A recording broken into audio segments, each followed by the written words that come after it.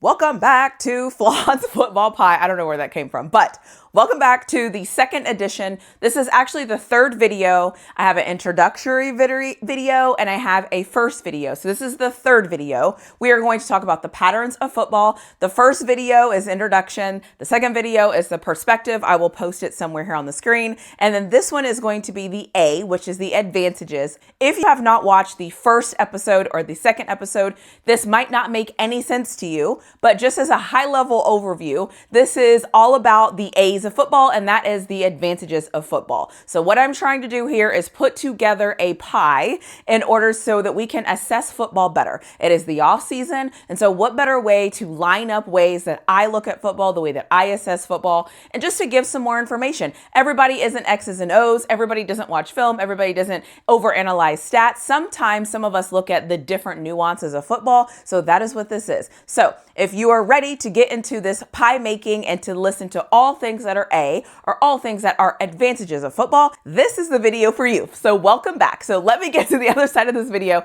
and expand on what the advantages are of football and things you should look out for whenever you are assessing your team to see if your team is good against other teams.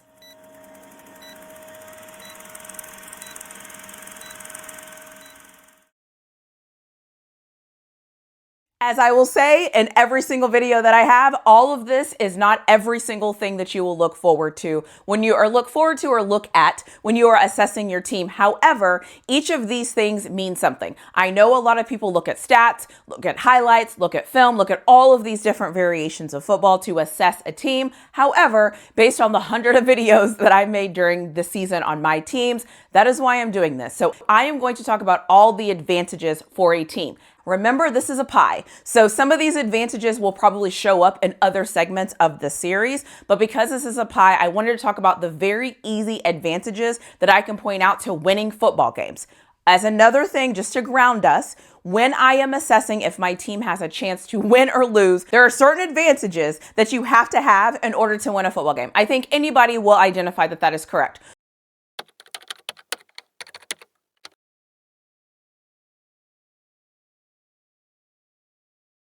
The first thing I'm going to say is time of possession. The reason why time of possession matters is because time of possession controls the clock. So if you are a team that usually has a higher time of possession compared to the team that you're going against, chances are you will have a very good chance of winning that game. One thing to think about here, you can actually take some time and go to ESPN or wherever you look at data and go look at the games your team lost. Go look at their time of possession. Who had the ball longer? Sometimes what happens when I analyze games, I will look at a team's time of possession. If a team usually has a long time of possession and their average is very high and their ranking is very high on their time of possession, it tells me a couple of things. It tells me that they convert on third down. It tells me that they usually run the ball, and it tells me that they usually control the game. Obviously, if you can control a football game and you can control the clock, that helps you to win football games. If you are here and you've watched my Colorado videos, my Texas videos, or even my Steelers videos, you will have noticed that I have mentioned time of possession a lot. So again, I'll say this in this whole series.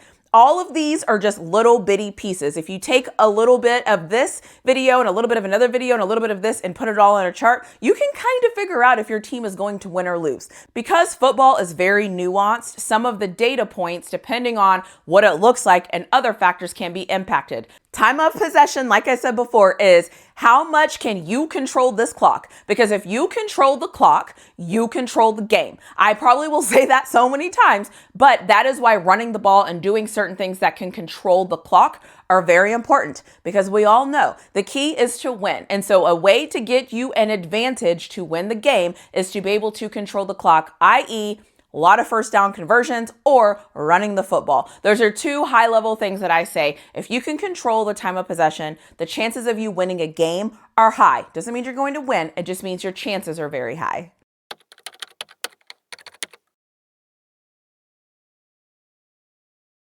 The second thing I caught myself saying a lot of this season is field position. Where do you get the ball? Are you getting the ball on the other side of the 50? Are you getting the ball? Where is the ball landing? Also, this also is impacted by punt returns and kickoff returns. Now, obviously, the NFL changed their kickoff rules, so that kind of muddies the water a little bit. But on punts, if you're able to average 15, 25 yards on punt returns, that is good because your field position is very good. So another little bitty factor that could be an advantage is your field position.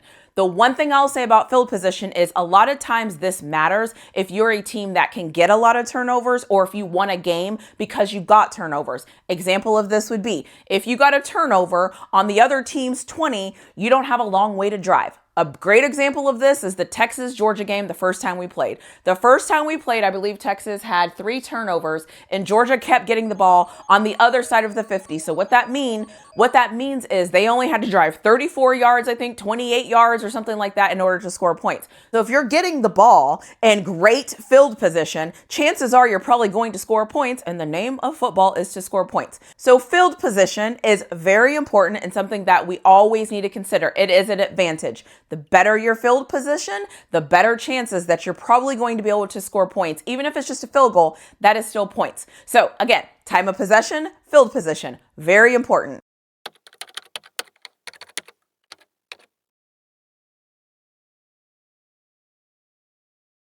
The thing I'll say here should come as no surprise to anybody is in the trenches.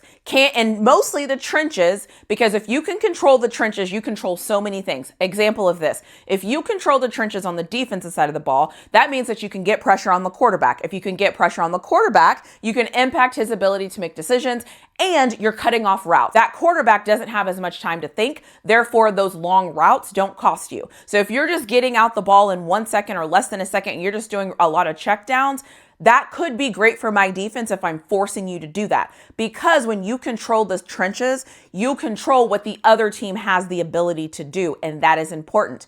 On the flip side of this, if you're controlling the trenches on the offensive line and you are able to protect your quarterback, chances are your quarterback's going to have more time, longer routes are going to be developed, and you're going to be able to complete more passes. So controlling the line of scrimmage is very important, and in my opinion, might be one of the most important things in all of football. College football, it's very important because usually the quarterbacks and the players aren't as developed as they are in the NFL. But when you control the line of scrimmage in football, chances are the teams that control the line of scrimmage will win. Another example of this, Texas against Georgia the first time we played. And really, Georgia kind of dominated the second game when we played them as well in the SEC championship. The other thing to consider here is my poor little Steelers. My Steelers do not have a very good offensive line, and towards the end of the year, our defensive line stopped getting pressure. And so whenever you are in the trenches and you're going in the wrong direction, it is not a good look. So when somebody says dominating in the trenches, that means you're getting blown off the ball. What does that mean? If I am on defense and I can push the offensive line further back than he can push me the other direction, that means you're dominating on the line of scrimmage. And we all know, if you watch any Colorado football this year, Colorado got dominated on the line of scrimmage in their losses. Colorado got dominated at the line of scrimmage against Nebraska. Colorado got dominated on the line of scrimmage against Baylor. Colorado got dominated against the line of scrimmage against Kansas State, against Kansas, and BYU. And the funny thing is, they lost 4 out of those 5 games. Obviously, the Hail Mary for Baylor saved them, whatever. However, when you are assessing your team and you're trying to see what advantages your team has, you have to look at the line of scrimmage. If your team has zero ability to dominate at the line of scrimmage, you are going to have a problem. So that is why the advantages are in the trenches. If you can have the advantage in the trenches on the offensive line and on the defensive line, that is great. However, if you do not have the advantages, you have to hope and pray everything works out. I'm just popping in here to say, hey, don't forget to subscribe to my channel. Why are you watching content and you're not subscribed to my channel? Do me a solid, subscribe to my channel, like the video, and I will disappear from your screen and I will let you get into your video.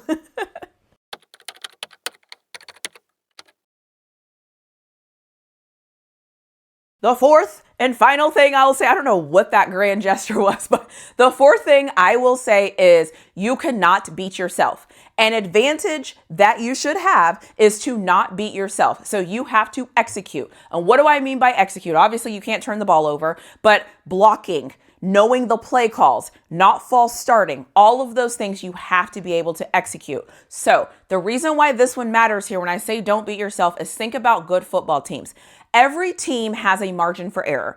The good football teams have a lot of room for margin of error. Bad football teams, their margin of error gets smaller, smaller, smaller, and smaller, and smaller. So if you cannot execute, and if you are highly penalized, and if you turn over the ball a lot, and if you false start a lot, and if you do certain things that limits your ability to execute, you are going to be in trouble. An advantage that you have to have is you have to be able to execute. I've said a couple of times in my videos this year, this team doesn't do anything fantastic, but what they do is they don't beat themselves. And so you have to be able to execute, and you cannot beat yourselves. And sometimes in order to execute, it is earning the right to punt. It is not turning the ball over. It is not false starting. It is not doing the little bitty things that can cause you to lose a game. It is making sure that if your team gets a pick six, you can turn around and block. Or your team gets a pick, you can turn around and block, and hopefully that guy can go score and you don't celebrate. If you have no idea what I'm talking about, you did not watch Texas and Georgia the second time they played in the SEC championship. However, I will leave that where it's at. But honestly, you have to be able to execute. You cannot beat yourself. Beating yourself is a bad thing, and you can control that. That is why it is an advantage. You can control what you can control. You can control not throwing the ball to the other team. You can control not false starting. So that's all I'm saying. So an advantage is you being able to control your controllables and controlling them so that you were able to execute. So again, the best part about these advantages is all of this information that I am saying is actually traceable. You can actually go back now and look at how your team performed with these things. Obviously for me, I made a ton of videos and I took a ton of notes. So when I'm going back and searching my notes, I can see how many times time of possession came up. I can see how many times field position came up. Like I can see all of these things. And that is why I made it my A, because I am very aware of how many times I said this during the year. And so if you're looking for ways to assess your football team, you can say to yourself, Really Flawed just laid out this pie. And now I looked at the P and now I'm looking at the A, and the A's are the advantages. So I am going to look at my team and see what advantages we have. I am going to see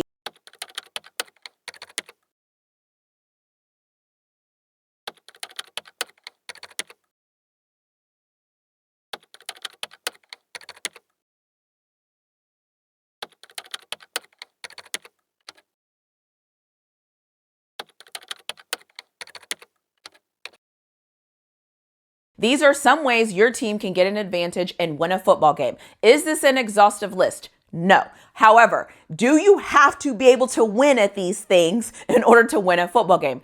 Absolutely. We are only at the A. We have done the P, which is perspective. We have now done the A, which is advantages. And I promise you, as we keep moving forward and get to these other letters, there will be other things where you will start to be able to put together your pie, and you will start to be able to assess your team this offseason to determine how good was my team last year? What do we really need to focus on? And how do I need to assess this team moving forward? That is what I'm hoping to do for you. The next video is going to be on tendencies. It is going to be the first T, and it's going to be on tendencies. So what do I mean by tendencies? How does that show up in the football world? How are you going to assess those things? I will tell you that in my next video coming soon. So let me know what you think in the comments below. Tendencies is coming up next. I'm super excited to release it. And as always, I'll see you in my next video. I don't know what that high-pitched voice was. And I'll see you in my next video.